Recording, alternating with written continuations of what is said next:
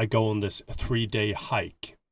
I arrive at the trail's starting location, hungover and delayed, late in the afternoon, and I check my phone one final time. Big mistake. I've got a message from a friend and it's poorly written. Part of it leaves room for ambiguity and misunderstanding. Another message is from the tax agency, saying I declared my taxes wrong. Great. I turn the damn thing off and start walking. But it's too late. For the next hours, the theme of thoughts is negativity. And it doesn't really matter what the thoughts are. It's more primal. A chemical concoction in the brain has been released, leading deep into nightmare territory. Bad relations with parents, embarrassing memories. It all accumulates into thoughts of death. Welcome to the trail. This so-called trail starts off as an industrial gravel road. An old couple drives past, and when I reach my first possible campsite next to an idyllic lake, I see them sitting there. Bastards. Driving around in cars, taking the best spots before walkers like me even get a chance. I don't want to share camp with these people, and so I keep walking. Next potential spot is an old ruin of a mill abandoned 500 years ago, but there's no flat ground there. I end up pitching in the middle of a mossy pine forest. Step 1. Spray mosquito repellent on everything. Step 2. Raise the tent. Step 3. Don't let mosquitoes inside the tent. I lay down and get my first moment of real nature immersion. The plot I pitched on is far from empty. It's inhabited by thousands of little creatures. I see shadows of beetles and ticks crawling up the outside of the tent, and there's a thick buzz from thousands of vibrating little wings. There's some kind of energy about the whole thing. The sky is rumbling when I wake up. The civilizational baggage from day one is completely gone by now and is replaced by something fundamentally different that isn't necessarily any better. Something prehistoric and ominous. Day 2 is always the real challenge day. Will the weather predictions stay true with no forecasted rainfall? Will my greedy choice of bringing old running shoes instead of hiking boots and only shorts to save space turn out to have been the right one? Will the body stay strong? This is the trail. Yes, the trail goes straight through that bush of stinging nettles. My Jungian shadow asks me in a timid little voice, maybe you should just turn around. But I'm too deep in and it just starts to mechanically put one leg in front of the other. Is this what you wanted? The trail leads me to this clearing, tree felling area.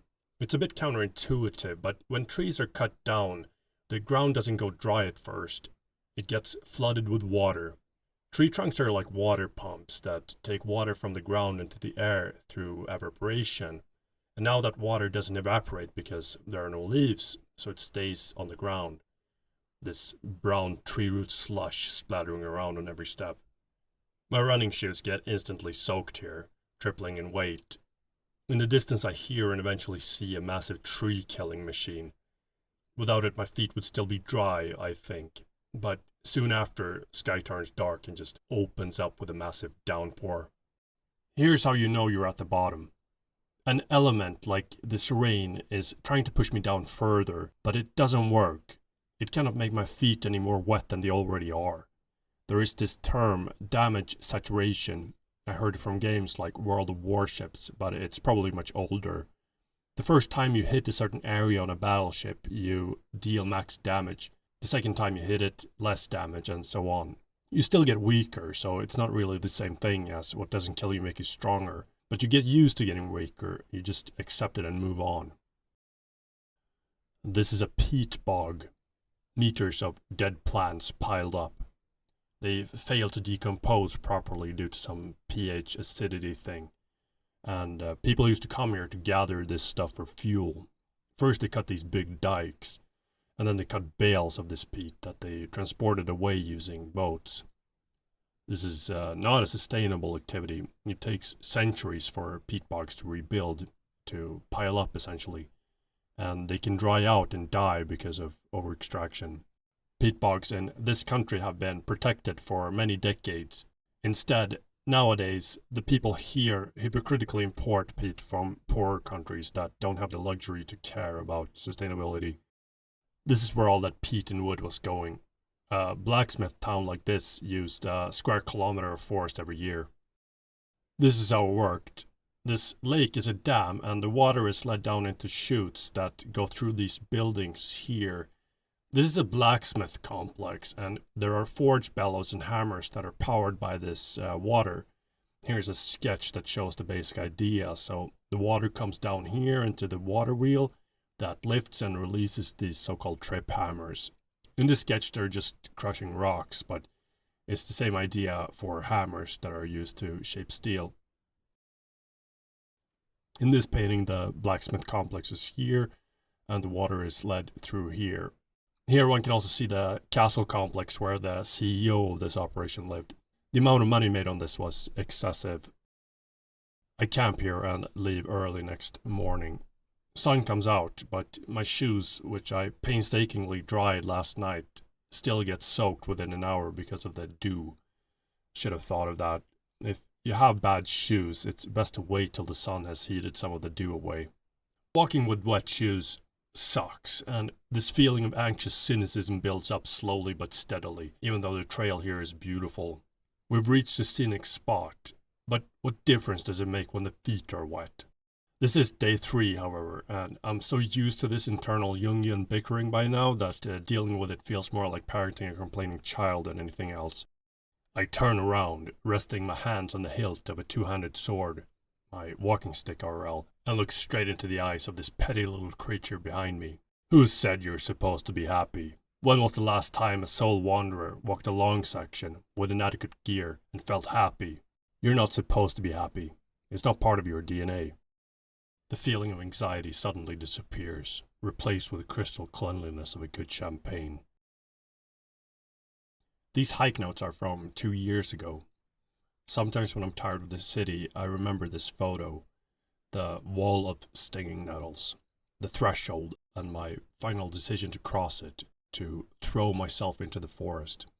It may look painful, but think about it. What are you actually trying to achieve out here? Does it really matter whether the trail looks like this or whether it looks like this? Are you the kind of person who cares about that kind of stuff? This picture is taken about 6 months later.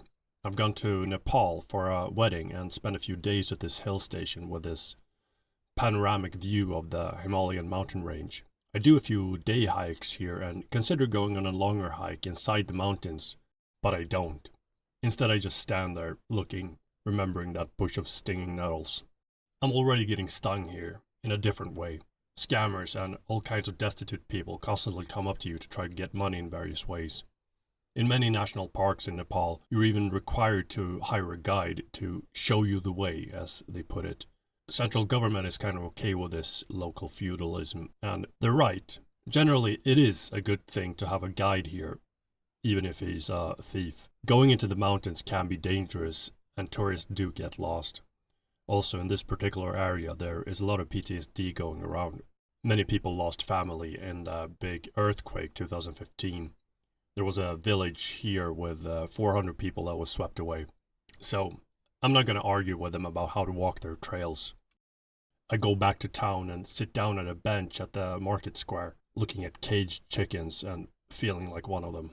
This guy tells me keeping them in cages is the most humane way to treat them, because when allowed to roam freely, they just run around and bite one another. I get an instant headache from this guy.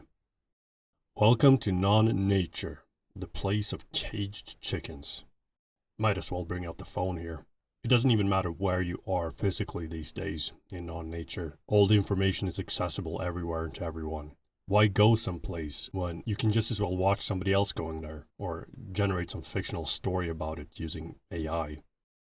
It's the disgusting aloofness of it all, trying to appear real when it is thoroughly fake.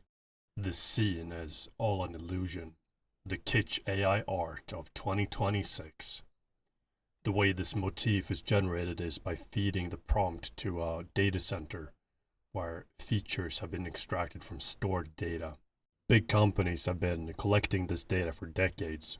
Everything is in there. in some data center, like digitally produced art from games like Elden Ring, Skyrim, World of Warcraft, Ultima Online, Warcraft 1, or scanned paintings like Wanderer Above the Sea of Fog by Caspar David Friedrich, 1818, peak romanticism, or these paintings by Albert Bierstadt from 1850s Midwest America. AI art is like this conglomerate, coarse-grained mix of all these prior layers. There's still a lot of work to be done. Here I put a larger version of Mount Everest in the distance, but it just doesn't look as good as I want it to. So then one has to ask for edits, and this is where the fun ends. Assuming you put in a reasonable prompt for an image, if you don't get a good first response, you can be in for hours of trial and error. The AI starts to hallucinate, and the human gets frustrated, and then starts to hallucinate too. I start this mad rambling about what it would take to climb Olympus Mons if it were here on Earth. But it gets old. Who cares? Everyone has AI fatigue these days. There's this slowly crystallizing feeling that it isn't anything new. And it's not about that AI didn't start in 2022 with GPT 3.5, or 2012 when AlexNet came out, or the whole overinvestment bubble thing like 2008 or 2000. The core problem is that we don't have a good definition of what AI even is. It's basically like the definition of life. Where do you draw the line between physics and life? If the requirement for AI is for something to appear intelligent, it's possible to go back to early computers in the 1940s. We can even go back to 18th century. These Jacquard textile manufactories in France are fed punch cards essentially, and out comes some magical rendition of garment. This machine appears intelligent. A chimpanzee couldn't do this. The 15th century printing press, another example. An engine that spews out words. Sure, humans would tell it exactly what to spew out instead of it being derived probabilistically from stored books. But does it really matter? Let's say we add some storage of books to this word-spewing printing press large language model. After every word that it prints, the printer asks the book clerk, based on the words written so far in the answer and the prompt and all other words ever written, what is the most probable next word?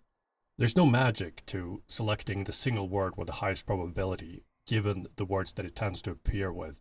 The magic is that language and intelligence somehow emerges when doing this repeatedly and fast enough. Speed is a core feature of artificial intelligence. We go further back in time. This depicts the Great Library of Alexandria. We have these researchers reading scrolls, taking notes. The scale of this may be tiny relative to LLMs and data centers, but at its core it's quite similar. People doing lookups, synthesizing information as efficiently as possible. Libraries, especially big ones, have this ability to cause this feeling of dizziness at the scale of it all. It's kind of similar to AI slop fatigue, but more sophisticated. Walking around endless aisles of books. You think you're gonna learn something in here? Or maybe even write something yourself? Write another book. Surely would end up in one of those corners far away from the entrance, with 1920s proceedings of Parliament, or the Public Church Meeting Protocol 1873 to 78, whole bookcases of old bibliographies, books about books. Aisles are often chronologically organized. Here is an aisle completely dedicated to books written between 1992 to 1999 on the subject of American history. This library isn't even close to America, and one might think that these books haven't been read a lot, but when you open them, you realize that it's the opposite. These books happen to be the ones that were read the most on this subject, but specifically during the 90s, in this case. Many of these books are pretty badly torn, actually, and they've often been placed inside these newer covers, so they last longer.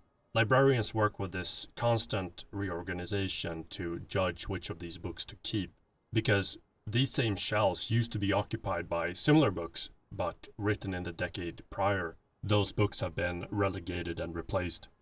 This does not mean that older books are worse than newer ones. Quality can change for the worse. This whole floor of books from the 90s is from an age when people paid attention to things that we've often forgotten today. For some reason, I didn't know what Roman art looked like until I discovered this book on it. Another book I find here is called Scientific Failure, It states that vast majority of science fails, but for some reason, society isn't that interested in learning about the failures, and therefore it's perpetually plagued by survivor bias. Scientific failure reads like a metaphor for this whole floor. Soon enough, it and all these other rejects will be moved to the dungeon and then to the furnace, never to be seen again. They do get scanned though these days due to the cheapness of digital storage and compactness. It's pretty crazy. Here is Wikipedia if it were put into books in a library, and Wikipedia could also be stored on a normal 128 gigabyte USB stick for $20. One problem with the USB and most forms of digital storage is their short lifespan. Physical books, on the other hand, can last for a very long time, and that's why we have this room. For 1,000 years, monks and others were copying old Greek manuscripts that most people would consider useless. This is what remains. If we put transcriptions of all the surviving text fragments, inscriptions, etc. from ancient Greece into standard-sized books. It's not that much, just a normal wall of books that fits in a living room. Before the Iliad, there's almost nothing. We only have some archaeological inscriptions, including ones that are still undeciphered, like Linear A, that can be fitted into a couple of tomes. This picture gives a rough idea of how much was lost, with shadows placed between the survivors from the previous picture. For Homer, for example, we know that the Iliad and Odyssey were part of a much bigger collection, the Epic Cycle, with 6 more books. Here are the Roman survivors wall, and most of this is in Latin, but this number of books would include some of the Greek wall that was inherited by Rome. There is some cultural overlap. The books of some civilizations have been almost entirely wiped out. Carthage could have several bookcases for all we know, but survivor bias, the winners write the history. So it's not just many books that can make one feel dizzy in here, it's also this realization about how much that's been lost. We meet the great librarian Jorge Luis Borges. He wrote some essays about this library dizziness. The most well-known ones are quite old, from the 1940s, but they're eerily relevant in today's age of text generation. His Library of Babel eats data centers and their slop for breakfast, because the Library of Babel includes all the slop. It's transcribed in standard-sized books in these hexagonal rooms. This is what a book can look like. This nerd talks about it. And look at all the cool text, and it's really rewarding when you find something. Like on one of my earlier takes of this video, which I did horrible on, I found the word "by," and I can't find it again, but I did find a word. Oh, I found a word lot. Haha! Just when I was talking about how I couldn't find any words, I find a word. It's a 3-letter word, so yeah, I found a word. I'm happy now. I found a word in this video. The certainty that some bookshelf in some hexagon contained precious books was almost unbearable. Don't know if this guy realizes, but if he would stay in Borges' library for a few years, he would find plenty of people just like him already in there, looking for longer words and then sentences and whole pages of coherent text. Eventually, he might join one of the linguistic sects, trying to decrypt what the gibberish means. Then he would go mad and start burning books in frustration, which Borges points out isn't as catastrophic as it may sound. This isn't Alexandria. In this library, any destroyed book will have innumerable copies where only a single letter is different. There are also alchemists who write their own books. Another blasphemous sect proposed that searches be discontinued and that all men shuffle letters and symbols until canonical books, through some improbable stroke of chance, had been constructed. Shuffling letters and symbols to find some canonical writing is a great way to sum up what today's AI sect is trying to achieve. Just a few more data centers and we'll find the chatbot that always provides the correct answer to our prompts. Human creativity is just a pawn for this god, and that has a significant bearing on things like copyright. Books are rarely signed in here, nor does the concept of plagiarism exist. It's been decided that all books are the work of a single author, who is timeless and anonymous.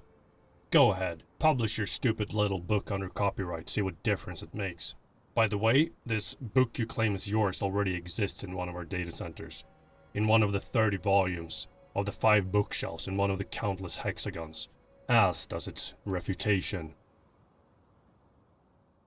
In another essay, The Immortal, Borges provides a depiction of the type of broader implications for civilization that would come to pass if this greedy library/data center build-out isn't stopped. Basically, it's like the Tower of Babel, so when people thought that they could reach God by building a really high tower. But the sky is high, and all they find is disagreement and corruption. Borges describes it in the form of this post-apocalyptic city without any sense of structure.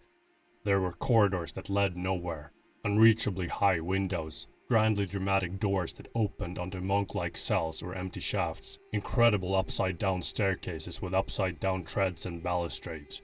Other staircases, clinging airily to the side of a monumental wall, petered out after 2 or 3 landings in the high gloom of the cupolas, arriving nowhere. There is this golem-like bomb drawing symbols on a rock in this city. The scene is reminiscent of AI artifacts.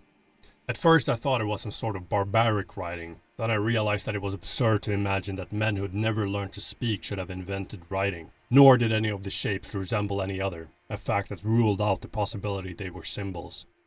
It's a bit like Wittgenstein's lion, so this idea that even if we could translate whatever this is to human letters, we wouldn't understand it because it would look like gibberish even after the translation.